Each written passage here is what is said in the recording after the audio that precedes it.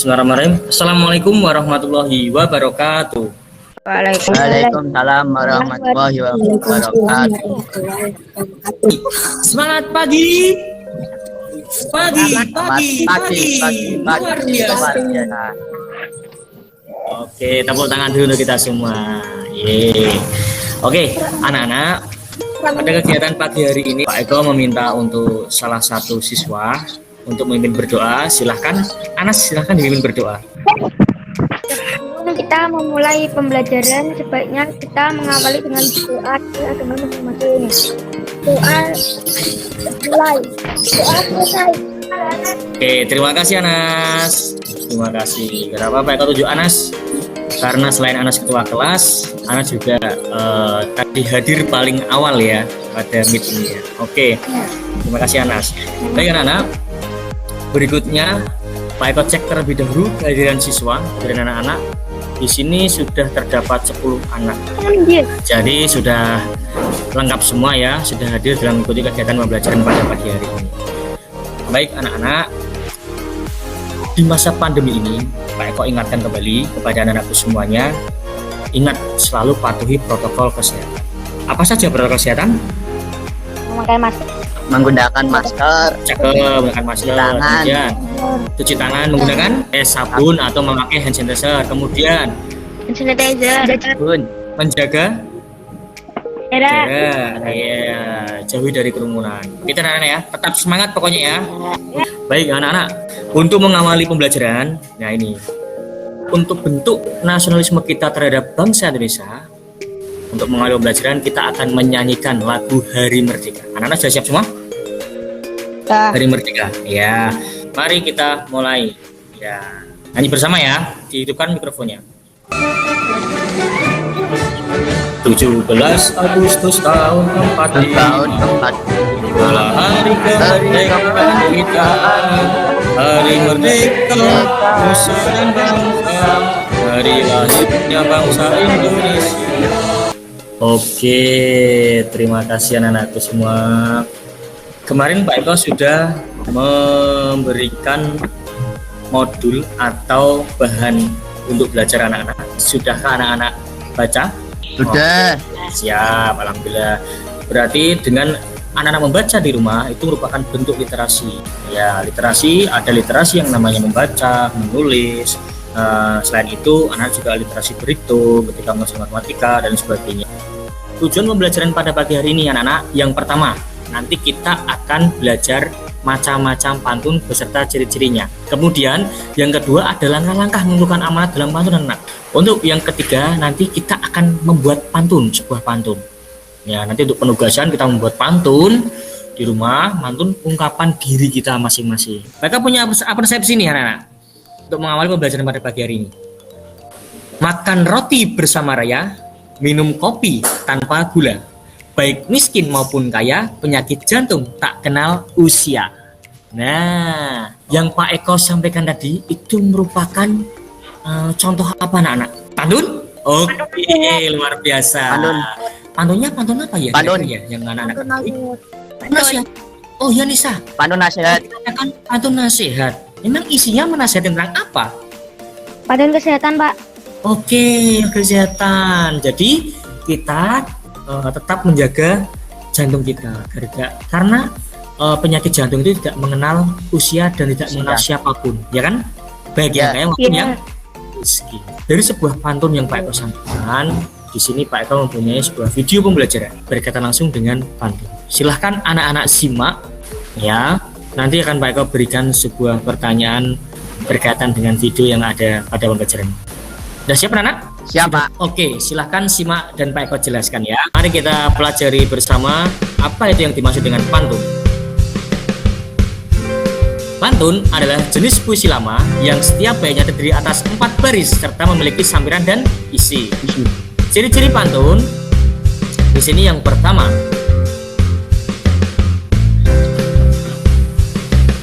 bersajak ABAB atau berirama ABAB, berakhiran ABAB. Kemudian yang kedua, satu bait terdiri atas 4 baris. Kemudian yang ketiga, tiap baris terdiri atas 8 sampai 12 suku kata. Baik anak-anak, dari pantun tadi ya atau video pembelajaran yang telah kita pelajari bersama tadi. Nah, apa sih anak-anak yang dimaksud dengan pantun itu?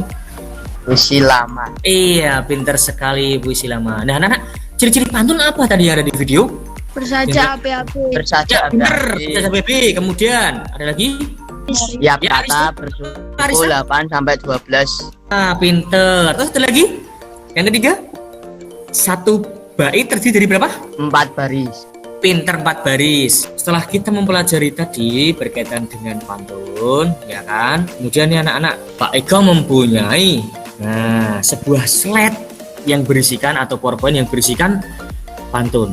Ya. Mari, silakan bantu baca. Kancil cari undur-undur, mencarinya muter-muter.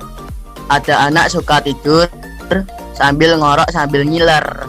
Nah, kira-kira siapa ini yang sukanya tidur sambil ngorok dan ler? Ayo, adakah di sini? Enggak, Pak. Enggak, yakin? Semua tidurnya dan ngorok sama ngiler ya. Alhamdulillah. Oke anak-anak, Pak aku mau tanya kepada semuanya. Silahkan. Di sini termasuk pantun jenis apa anak-anak? Pantun jenaka. Jenaka, iya. Kenapa jenaka? Lucu nggak pantunnya? Karena Lucu. Iya, Lucu. lucu. Karena pantunnya bersifat menghibur, ya kan? menghibur.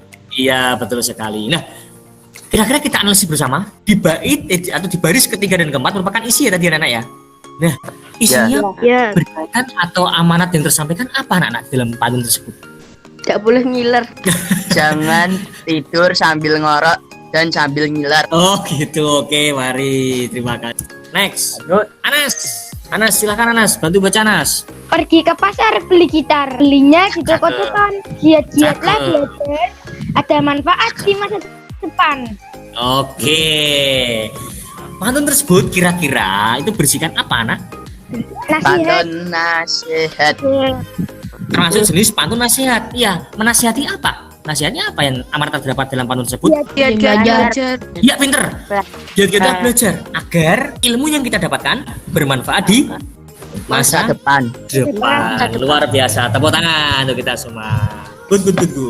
Silahkan anak-anak lanjutkan kegiatan berikutnya. Kita akan belajar ya kan mengerjakan atau menyusun sebuah pantun yang ada di LKPD Google Classroom. Anak-anak silahkan bisa buka Google Classroom-nya. Udah, Pak. Sudah ya. Oke, sebelum masuk ke situ, Pak Eko sampaikan dulu petunjuk mengerjakan. Tuliskan identitasmu secara lengkap dan tepat. Kemudian, setelah kalian kelompokkan pantun-pantun tersebut, barulah kita susun pantunnya hingga runtut sesuai dengan ciri-ciri yang ada dalam pantun. Setelah selesai mengerjakan, bisa klik send atau share pada pojok kanan. Silahkan anak-anak kerjakan dalam waktu 15 menit ya. Mari kita nyanyi bersama. Masih ingat lagu Rasa Sayangi? Masih Masih. ya? Oke. 3, 2, 1. Rasa sayangi, rasa sayangi, lihat dari jauh, rasa sayangi. Sayang. Wisnu. Anjing bermain dengan tali, kera duduk membaca koran. Bagaimana hati tak geli, kepala botak suka sisiran. Betul anak? Betul.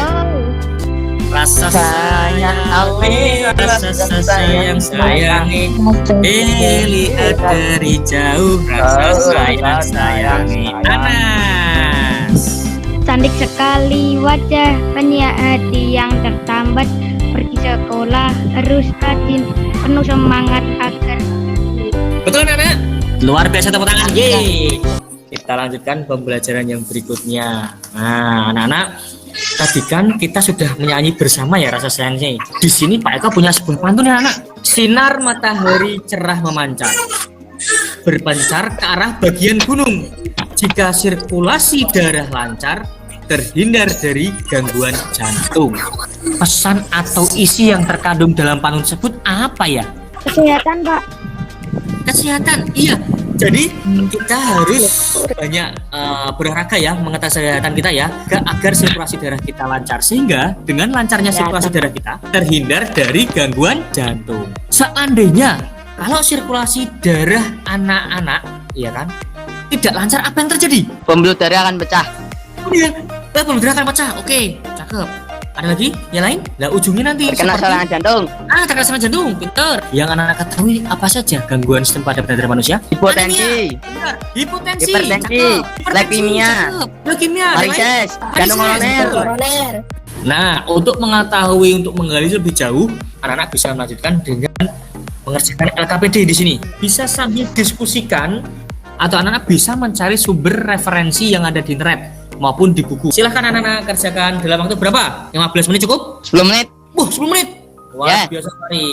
Berani ya? Silahkan anak-anak lanjutkan dengan mencari pada referensi sumber-sumber yang terpercaya. Oke, silahkan anak-anak, selamat mengerjakan.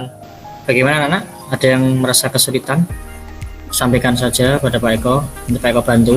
Ingat, anak cari tahu gangguan-gangguan yang ada pada LKPD tersebut. Boleh Pak mencari sumber-sumber terpercaya di internet maupun di buku? Boleh. Bukunya di modul Pak? Boleh. Modul yang sudah Pak Eko sharekan di grup WhatsApp. Oke anak, sekarang kita kembali ke Meet ya. Di sini Pak Eko sudah ada jawabannya Marsha. Coba dibacakan Marsha. Naiknya tekanan darah akibat pembuluh darah menyempit. Nah, jawaban Marsha apa? Hemofilia. Nah, anak-anak ada yang tahu yang lain jawabannya apa? Saya Pak, Ya, apa jawabannya? hipertensi. Hipertensi, betulkah? Naiknya tekanan darah akibat pembuluh darah menyempit. Kita cek di bawah koreksinya. Naiknya tekanan darah akibat pembuluh darah menyempit, hipertensi.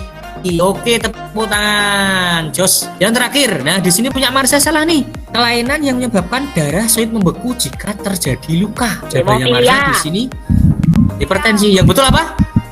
Hemofilia. Hemofilia, kita cek betul di sini hemofilia. Luar biasa, tepuk tangan untuk kita semua. Ye, tepuk tangan. Dari gangguan-gangguan tadi, ya setelah anak-anak menyelesaikan kartu gang perdam untuk menguatkan pengetahuan anak-anak. Nah, mari kita simak video pembelajaran berikut ini. Beberapa gangguan organ peredaran darah antara lain stroke, jantung koroner, leukemia, hipertensi, hipotensi, dan anemia.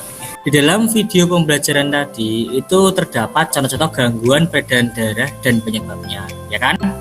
Yang dimaksud tadi penyebabnya anemia itu disebabkan karena apa sih? Rendahnya kadar HB. Cakep, rendahnya kadar HB. Kemudian kalau hipotensi, Kondisi tekanan darah di bawah batas normal. cakep sekali.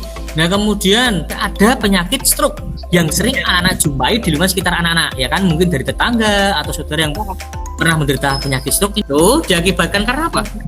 Penyumbatan atau pecahnya pembuluh darah. Pinter.